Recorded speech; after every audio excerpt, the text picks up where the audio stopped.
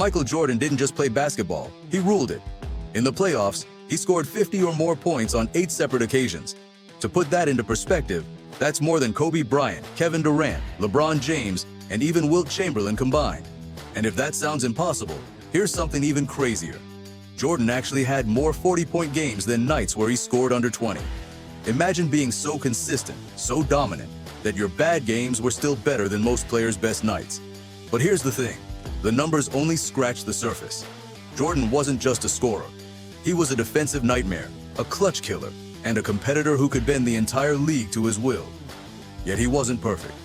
Early in his career, critics said he was selfish, a ball hog who would never win big.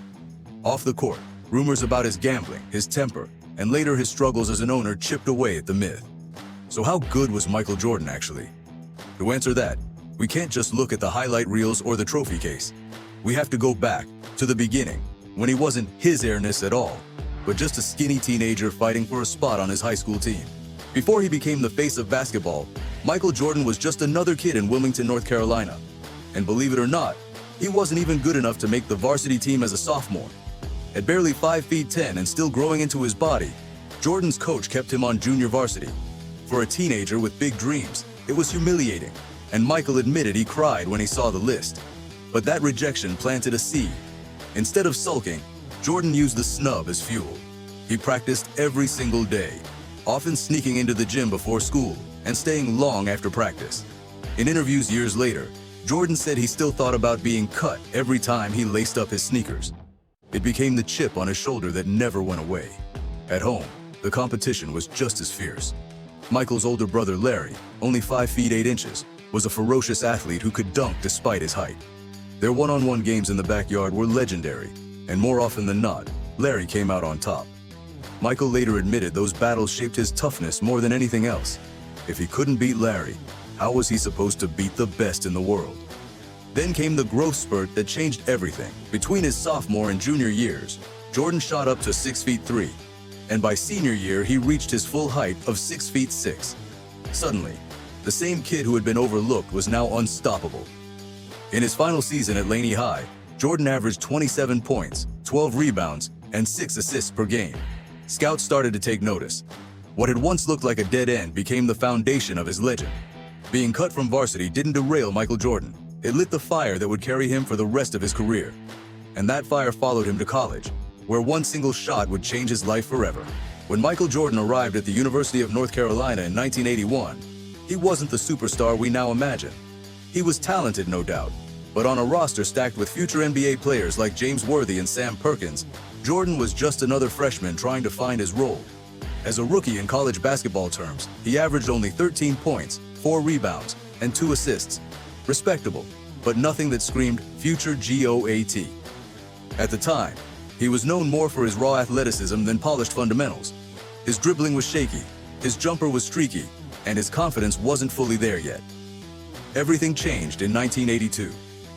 In the NCAA championship game, UNC faced Patrick Ewing's Georgetown Hoyas.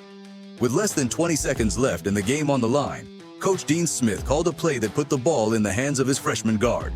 Jordan rose up and buried the jumper that won North Carolina the national title. The shot didn't just win a game, it transformed him. Years later, Jordan admitted, "That shot turned me from Mike into Michael." The confidence from that moment carried into the rest of his college career.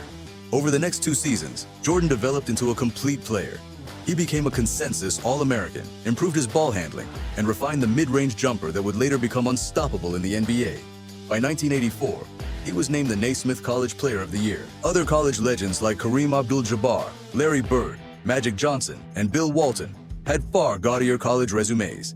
Jordan's numbers were good, not historic, and because the 1980s were dominated by big men, NBA scouts didn't know what to make of a 6'6" guard. That's why, in the 1984 NBA draft, Jordan wasn't the top pick. He went 3rd overall, behind Hakeem Olajuwon and Sam Bowie. For many, it seemed like a safe choice. After all, how much impact could a 6'6" shooting guard really have? The answer? More than anyone could possibly imagine. Because from the moment he stepped into the NBA, Jordan wasn't just good, he was electric. When the Chicago Bulls selected Michael Jordan with the 3rd overall pick in the 1984 draft, the team wasn't exactly a powerhouse.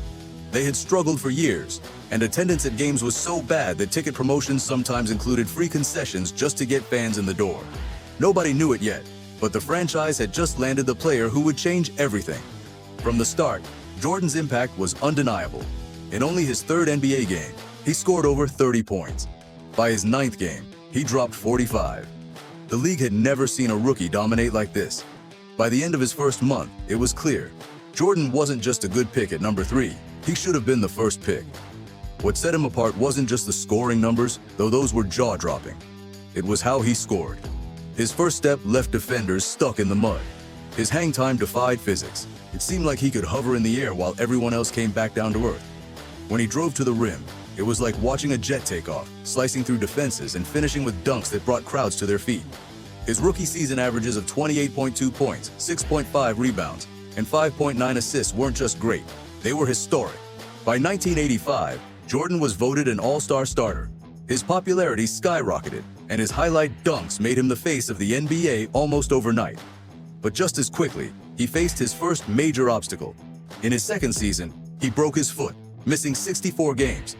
Many players might have struggled to return from such a setback, but Jordan wasn't most players. In the 1986 playoffs, still barely recovered, he gave the Boston Celtics one of the most unforgettable performances in NBA history. Facing a dynasty led by Larry Bird, Jordan scored 63 points in a single playoff game, still a record today. Bird himself said after the game, "That wasn't Michael Jordan out there. That was God disguised as Michael Jordan."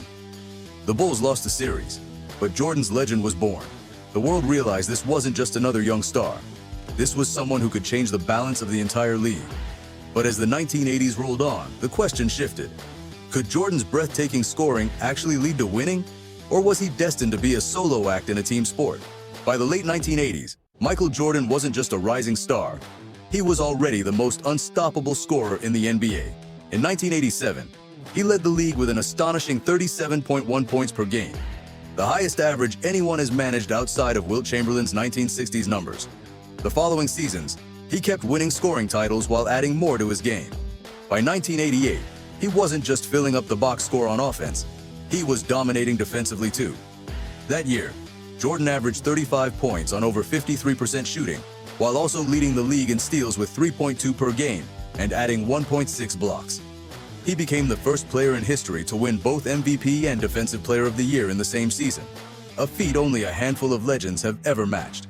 To put it simply, he was everywhere, scoring, rebounding, defending, carrying the Bulls night after night. And yet, the wins didn't follow. Despite Jordan's brilliance, the Bulls couldn't get over the hump in the playoffs. The reason had a name: the Detroit Pistons. Known as the Bad Boys, the Pistons were tough, physical, and unapologetically brutal. They created what became known as the Jordan Rules, a defensive scheme designed to knock him down, double-team him at every angle, and make him work for every single point. Year after year, Jordan put up monster numbers, but the Bulls fell short. In 1988, Detroit beat them in 5 games. In 1989, after Jordan hit the shot over Craig Elo to knock out Cleveland, the Bulls again fell to the Pistons in 6. In 1990, it happened again. Detroit eliminated Chicago in 7 games. Critics began to wonder if Jordan's style of play could ever translate into championships. He was called a ball hog, accused of caring more about his stats than about trusting his teammates. And in some ways, the criticism was fair. In those years, Jordan often took on double and triple teams instead of kicking the ball out, determined to do everything himself. Individually, he was already a legend. But basketball is a team sport. Till Jordan learned how to elevate the players around him, he would stay stuck, brilliant, but ringless. That all changed in the early 1990s, when Jordan's body, his mindset, and his team transformed. And the league never recovered. By 1991, Michael Jordan had reached a crossroads. He'd won scoring titles, MVPs, and even a Defensive Player of the Year award. But the criticism remained. He couldn't win the big one. To silence that narrative, something had to change. The first shift came with Jordan himself. Tired of being battered by the Pistons, he dedicated himself to the weight room. At the time, NBA players didn't prioritize strength training the way athletes do today. Jordan broke the mold.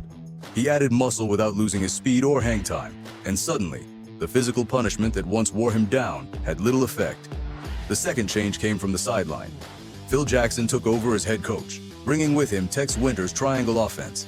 Instead of Jordan trying to force shots through double teams, the triangle spread the floor, encouraged ball movement, and put players in better positions to succeed.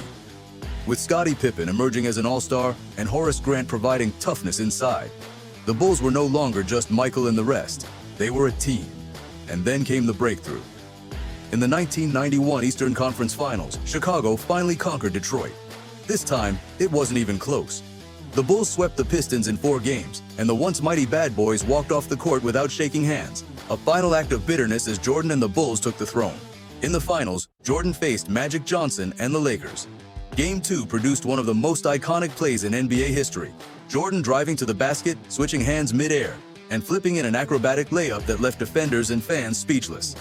The Bulls won the series in 5, and Jordan captured his first championship, averaging 31 points, 8 assists, and 6 rebounds while shooting a blistering 56%. But Jordan was just getting started. In 1992, the Bulls won 67 games and returned to the finals to face Clyde Drexler and the Portland Trail Blazers. Critics called Drexler the better shooter, which Jordan took personally. In Game 1, he hit 6 three-pointers in the first half and then gave the famous shrug to the broadcast table as if to say, "Even I can't believe this." The Bulls won in 6, with Jordan averaging nearly 36 points per game. Then came 1993. The Bulls were worn down, but Jordan remained unstoppable. In the finals against Charles Barkley's Phoenix Suns, the team with the league's best record, Jordan averaged a record 41 points per game. In Game 4, he dropped 55, carrying Chicago to a 3-1 series lead. The Bulls clinched their 3rd straight title in Game 6 with John Paxson's game-winning 3, set up by Jordan's unselfish play.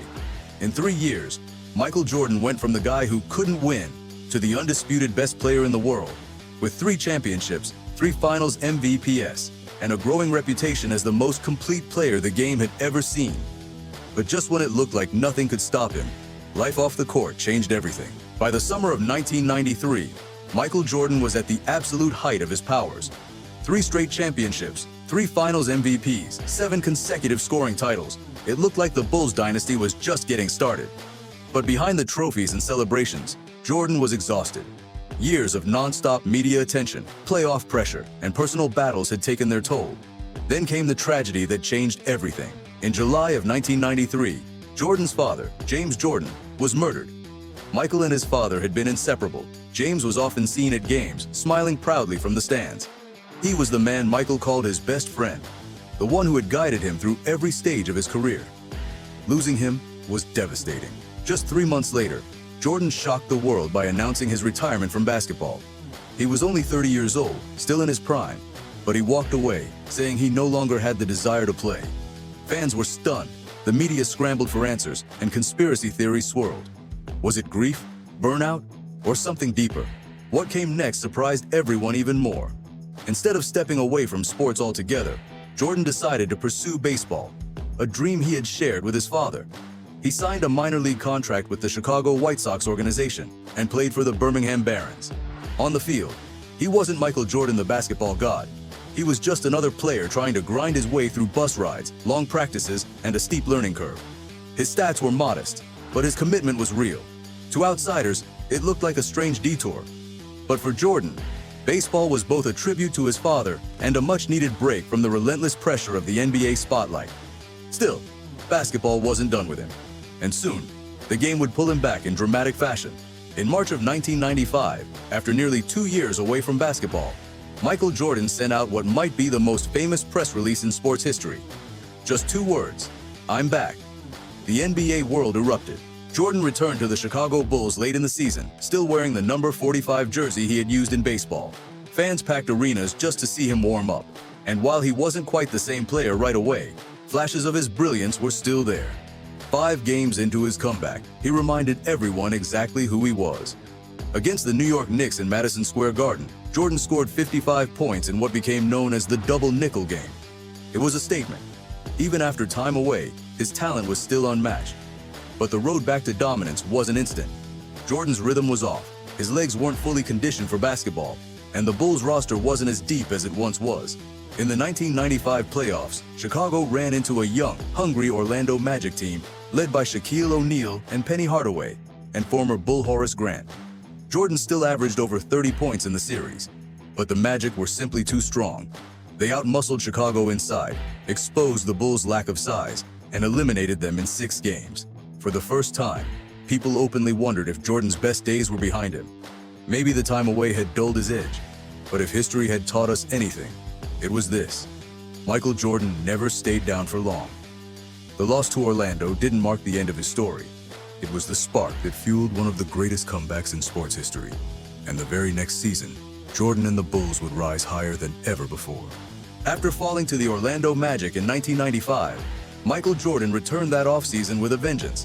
He didn't just want to get back in shape, he wanted to make sure no one ever doubted him again. The Bulls front office helped too, retooling the roster by adding sharpshooter Steve Kerr, versatile forward Tony Kukoc, and most importantly, defensive enforcer Dennis Rodman. Suddenly, Chicago wasn't just Jordan and Pippen anymore, they were loaded. The results were historic. In the 1995-96 season, the Bulls stormed through the league, finishing with a 72-10 record, the best in NBA history at the time. They were dominant on both ends of the court, ranking first in both offensive and defensive efficiency. Jordan led the way with 30 points per game, winning another MVP award. In the playoffs, the Bulls cut through the competition. They swept the Miami Heat, beat the Knicks in 5, and crushed the Magic, exacting revenge on the very team that had knocked them out the year before. In the finals, they faced the Seattle Supersonics, led by Gary Payton and Shawn Kemp. Payton, one of the greatest defenders ever, slowed Jordan down for stretches, but it wasn't enough. The Bulls won in 6, giving Jordan his 4th championship, and his first since the death of his father. The image of Jordan in the locker room, clutching the trophy and crying uncontrollably, became one of the most emotional moments of his career. The next season, the Bulls were nearly as dominant, finishing 69-13. Once again, Jordan led the league in scoring and was named Finals MVP after Chicago defeated the Utah Jazz in 6 games. That series included one of the most legendary performances of his career, the flu game. Battling severe illness, later revealed to be food poisoning, Jordan somehow played 44 minutes, scoring 38 points, including clutch baskets down the stretch. His teammate Scottie Pippen helped him off the court afterward, a moment etched into NBA history. By 1998, the Bulls were running on fumes. Pippen dealt with back injuries, Rodman was increasingly unpredictable, and the front office was already planning to break up the team.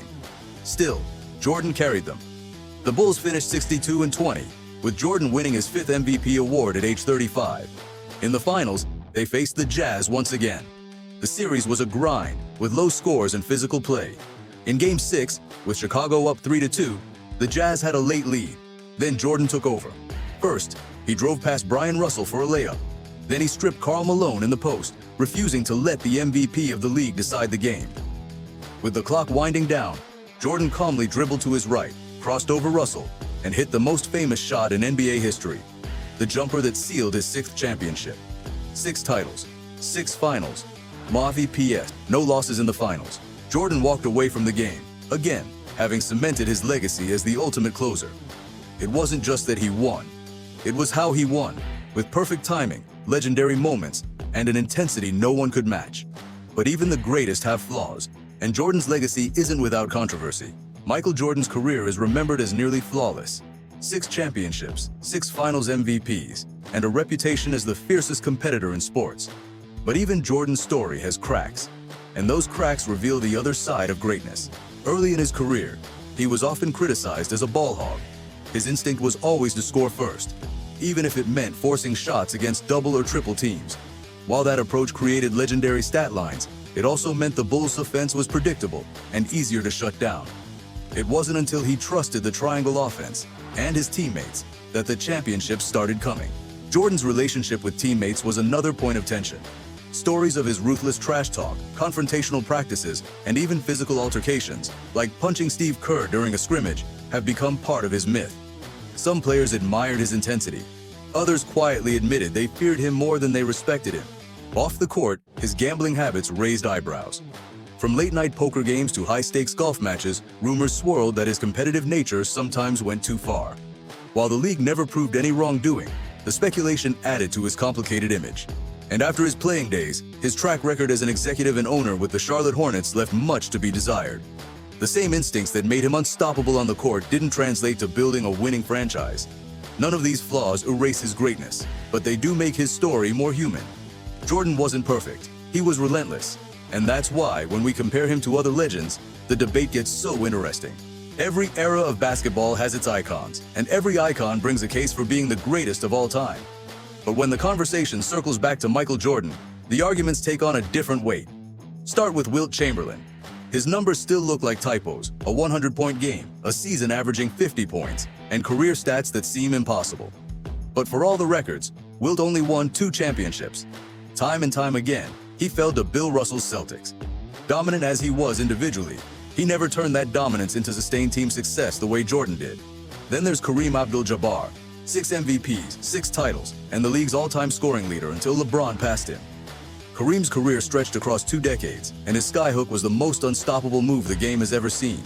But even with all that, Kareem wasn't always the best player on his own team. During the Lakers' Showtime era, Magic Johnson was the engine. And unlike Jordan, Kareem has only 2 Finals MVPs compared to Jordan's 6. LeBron James is the most modern rival in the debate. His case is longevity and versatility. He's been to the Finals 10 times, has 4 championships, and his all-around game, scoring, passing, rebounding, is unmatched. Statistically, LeBron may be the most complete player ever. But he's lost 6 finals, including the infamous 2011 collapse against the Mavericks. That kind of failure simply never happened to Jordan. And then there's Michael. 6 trips to the finals, 6 rings, 6 finals MVP, no game 7s, no losses. A perfect record on the sport's biggest stage. Add in 10 scoring titles, 5 MVPs, and 9 all-defense selections. And you don't just get a champion, you get the ultimate standard of greatness. But beyond the numbers, Jordan's impact was cultural. He didn't just win, he turned the NBA into a global phenomenon. Air Jordans became more than sneakers. They became a movement. His competitiveness inspired an entire generation of players, many of whom openly admit they shaped their careers after his example. Wilt had the stats, Kareem had the longevity, LeBron has the versatility. But Jordan had it all: dominance, consistency, and the killer instinct that defined basketball for over a decade. And that brings us to the final piece of the story, answering the question once and for all.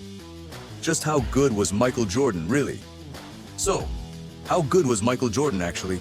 The truth is, his career can be divided into 3 separate acts, and each one alone would be enough to land him in the Hall of Fame. First, there was the young phenom of the 1980s, the most athletic player the league had ever seen, putting up numbers that shattered records even if championships eluded him. Then came the early 90s, Jordan. Physically stronger, mentally sharper, and leading Chicago to 3 straight titles with a perfect blend of scoring, defense, and trust in his teammates. Finally, the veteran Jordan of the late 90s, no longer quite as explosive but smarter, craftier, and deadlier in the clutch, carrying the Bulls to another three-peat while delivering some of the most iconic moments in sports history. Each version of Michael Jordan was different. All of them were unstoppable. Yes, he had flaws: the gambling whispers, the reputation as a ruthless teammate, and a post-playing career that never lived up to his on-court legend. But those are footnotes in a story defined by perfection when the lights were brightest. 6 championships, 6 finals MVPs, a spotless record on the biggest stage. Add in the scoring titles, the MVPs, the defensive awards, and the global impact, and the answer becomes clear. Michael Jordan wasn't just great. He wasn't just the best of his era. He set the standard by which greatness itself is measured. That's how good Michael Jordan actually was.